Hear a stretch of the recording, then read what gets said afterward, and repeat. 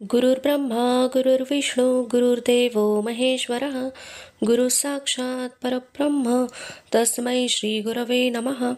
रसिक श्रोत्यांच्या चरणी सादर नमस्कार. आजची ही दुसरी कथा. एकनाथांना गुरुभेटीची आर्त. आमुची कुळी पंढरीचा नेम, मुखी सदा नाम विठ्ठलाचे. नकळे आचार नकळे विचार, नकळे व्यवहार प्रपंचाचा. असो भलते ठाई जपू नामावळी, कर्माकर्म होळी होय तेणे. भानुदास म्हणे उपदेश आम्हा, जोडीला परमात्मा श्रीराम हा. भानुदासांनी अभंग रचले, अनेक प्रकारच्या रसाळ रचना केल्या.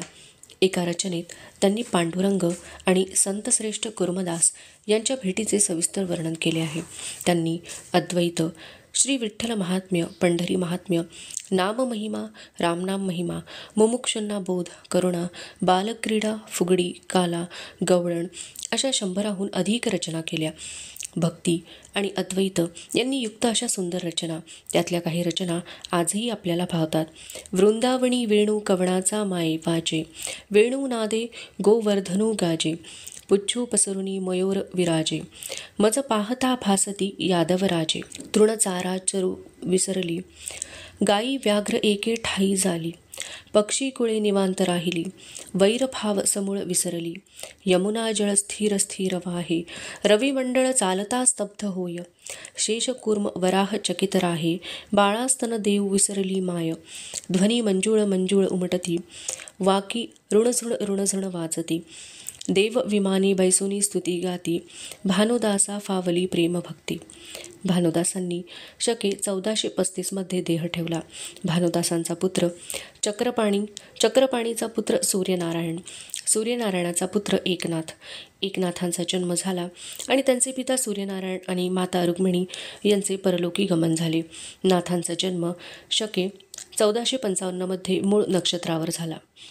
मुळीच्या मुळी एका जन्मला, माय बापे थोर धाक घेतला, कैसे मूळ नक्षत्र आले कपाळा, स्वय लागलो देहींच्या निर्मुळा, शांती करिता अवघ्यांची शांती, मुळी लागोनिया लाविली ख्याती. एका जनार्दनी मुळीच्या गोष्टी, माये सगट सगळा बापाचे घोटी. पैठण क्षेत्री नाथ जन्म झाला. आई वडील निवर्तले, पण नाथांना अनाथपण कधीही जाणवले नाही. त्यांचे आजोबा चक्रपाणी आणि आजी सरस्वती यांनी मोठ्या प्रेमाने त्यांचा सांभाळ केला. ते त्याला प्रेमाने एका किंवा एक्या अशी साथ घालत.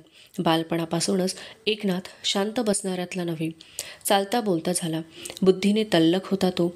नाव एकनाथ, होता एकपाठी. श्री गणेशाय नमः आजोबांनी काढून दिले.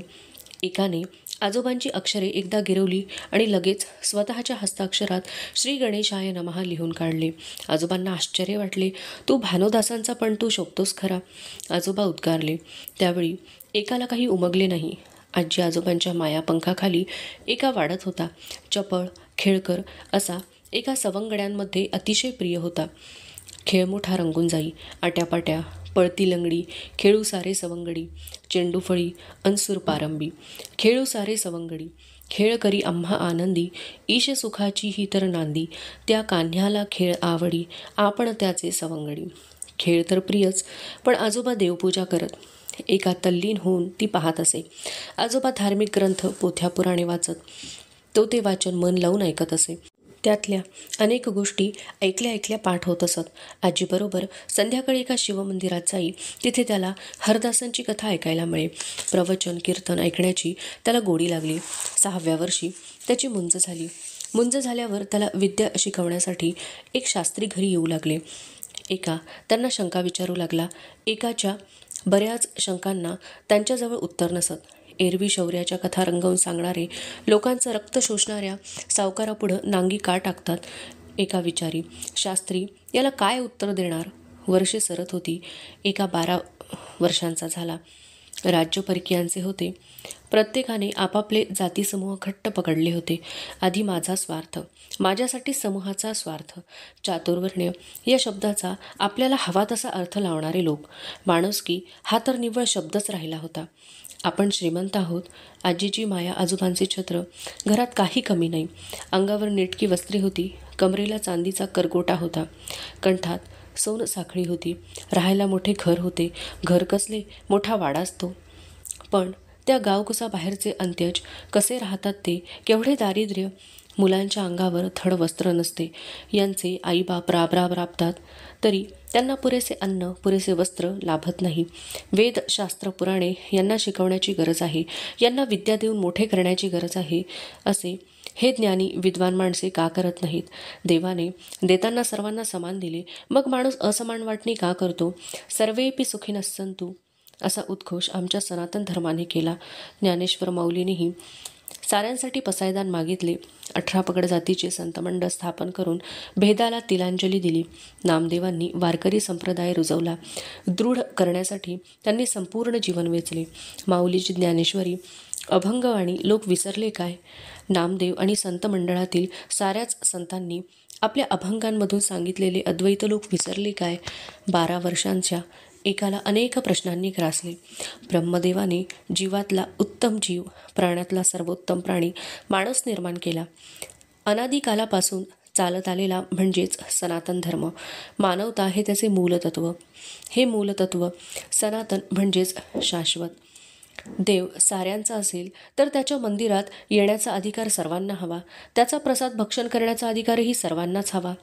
जो भुकेला आहे त्याला तो जास्त लाभावा. चांगली कर्मे जीवनभर घडावीत म्हणून वेद उपनिषदे सर्वांनी शिकावीत. मग शूद्रातिशूद्र लोकांनी चांगली कर्मे करावीत म्हणून त्यांनाही वेद का शिकवू नयेत? एकदा त्याने एका शास्त्रींना तशी शंका विचारलीही. ईश्वर एक आहे, आपण सारी त्याचे लेकरं आहोत. अगदी पशु, पक्षी, वृक्ष, वनस्पतीही त्याच्याच कृपेने या जगतात वावरत आहेत, असे तुम्ही आपल्या प्रवचनात प्रतिपादन केलेत. यात अंत्यज बसत नाहीत काय? मग त्यांना वेदाध्ययनाची अनुमती का नाही? अरे, ते ग्रंथ वेदवाणीत म्हणजे संस्कृतात आहेत, कठीण आहेत ते त्यांना समजणार नाहीत. शास्त्री उत्तरले. शास्त्रीजी, आपल्याला तरी जन्मल्यापासून वेदवाणी येते कुठे? मातृभाषाच येते फक्त. शिकवल्यावरच वेदवाणी येते. आणि हे वेदातले ज्ञान साऱ्यांना समजावे म्हणून प्राकृतात आणले तर सर्वांनाच त्यांचे ज्ञान होईल. एका म्हणाला, संस्कृतातील वेद प्राकृतात? महापाप ते. शास्त्री उद्गारले. महापाप कसे म्हणता? माऊलींनी नाही का गीता प्राकृतात आणली? मातृभाषेचा सार्थ अभिमान व्यक्त करून भावार्थ दीपिका निर्माण केली त्यांनी. भगवंतांच्या मुखातून प्रकटलेली अमृतवाणी सर्वांना समजावी म्हणूनच त्यांनी हे महत्कार्य केले ना? एकाने विचारले. माणूस आणि ज्ञान यामधील भाषेची भिंत त्यांनीच पाडली ना? चोखा मेळा, गोरा कुंभार, सावता माळी, सेना महाराज, बंका महाराज, नरहरी सोनार या संतश्रेष्ठांनी सांगितलेले विसरून जायचे की दुर्लक्षित करायचे? तुझ्याशी वाद घालीत बसायला मला वेळ नाही, असे म्हणून शास्त्री उठून निघून गेले. वेदांत निव्वळ शाब्दिक, त्यानुसार कर्म शून्य. आज हे शिकलेले धर्म समजून देण्याचे कार्य आपणच करतो असे समजणारे लोक मिष्टान्न आणि दक्षिणा यांची आसक्ती बाळगणारे.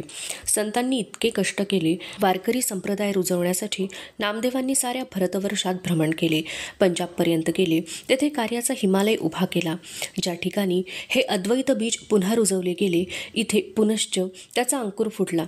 त्या मराठी मातीतले आम्ही आजही त्याचा पाठपुरावा करायला तयार नाही का?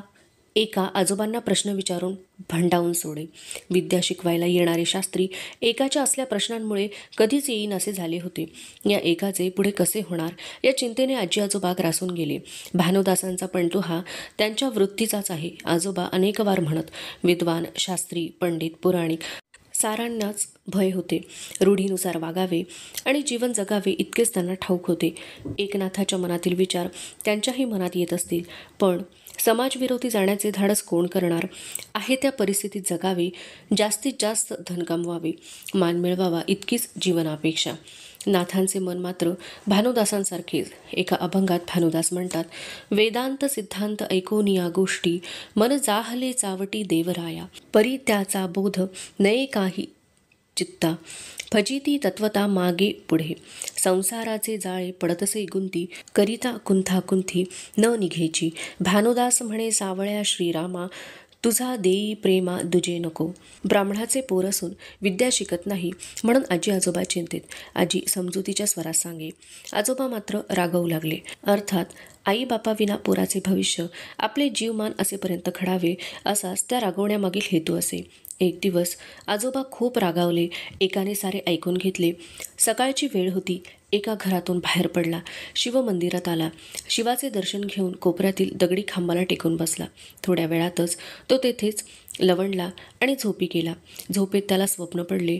स्वप्नात तेजोमय प्रकाशाने त्याचे डोळे दिपून गेले. आकाशवाणी झाली, तुझ्या जीवनाचा खूप उदात्त हेतू आहे.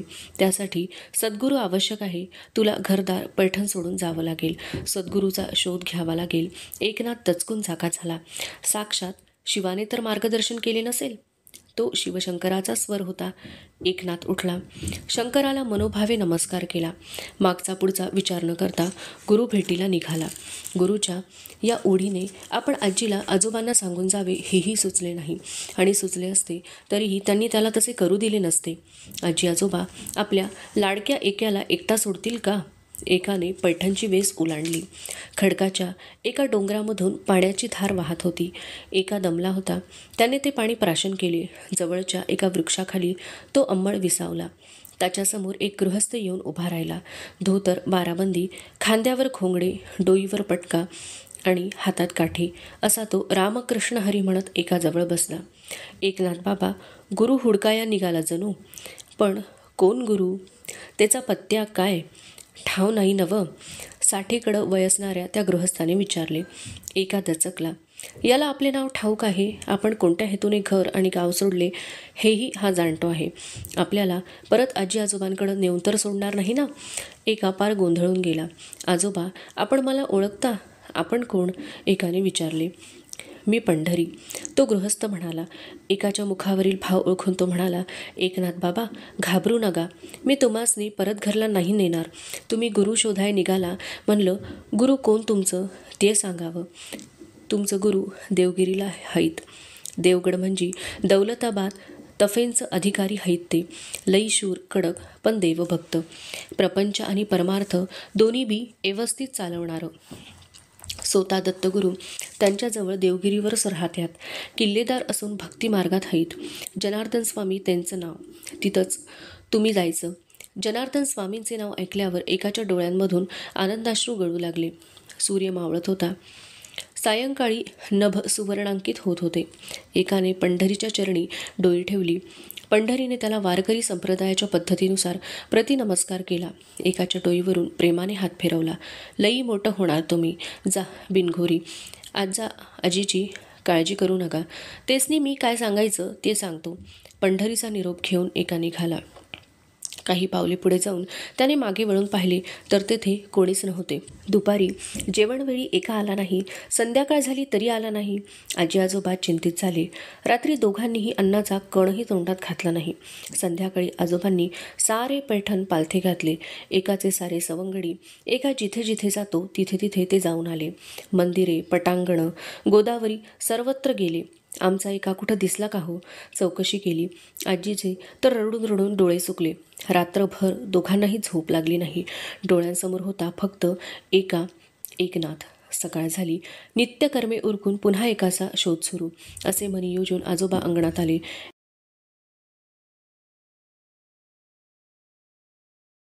एवढ्यात चक्रपाणी महाराज हैसा का? एकोबांचा आजोबांनी आवाजाच्या दिशेने पाहिले.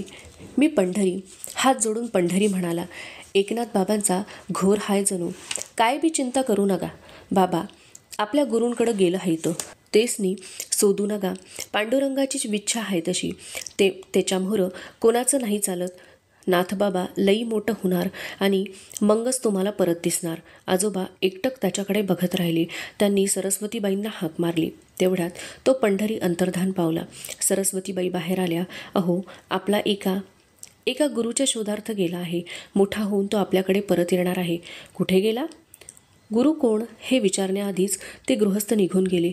छे ते गुप्त झाले. आजोबा परत हेच सांगत राहिले. सरस्वतीबाई एकाला सादावत राहिल्या. त्यांच्या डोळ्यांमधून अश्रू वाहत राहिले. धन्यवाद.